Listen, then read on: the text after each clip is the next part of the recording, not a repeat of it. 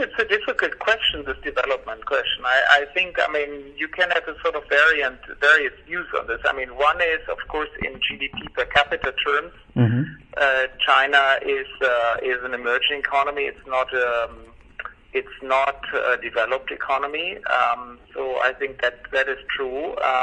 At the same time, and some have argued in that direction, China is just so big, even with the current per capita income, that it cannot act as if it was just any other developing economy. So it has to include and think about its systemic implications. For the globe, right? And so that's one view one can have. Yeah. I think a second view one can have is that China is really not, economically, it's really not one country, but it's two or three countries, right? Yeah. So there's parts of China that are, fully advanced economies and that are big enough to be counted as advanced economies, comparable in size to half of Europe combined, and that, in terms of their capacity to lead technologically wise and so on, are really competing at the top of the global scale. Mm-hmm. And then there are parts of China which are, of course, still very poor, and those parts can best be characterized as developing economies. So I guess my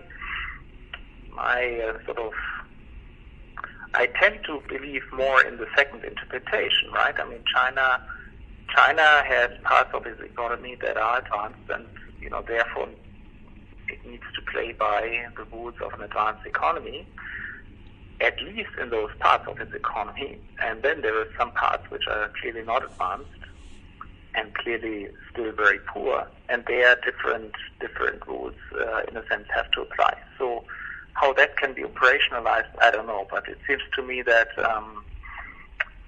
no matter what, Chinese policymakers need to acknowledge that by now their economy has become so big that they really have to accept that they are not just another developing country, but really one that has major systemic implications. Yeah.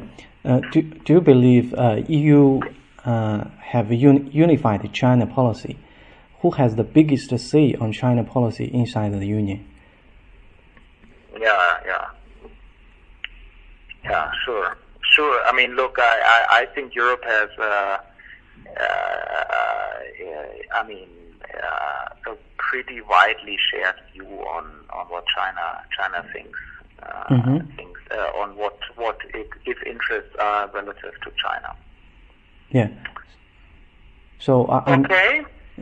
Okay. I think we need to finish. Yeah. Okay. The last question. Thank you so much.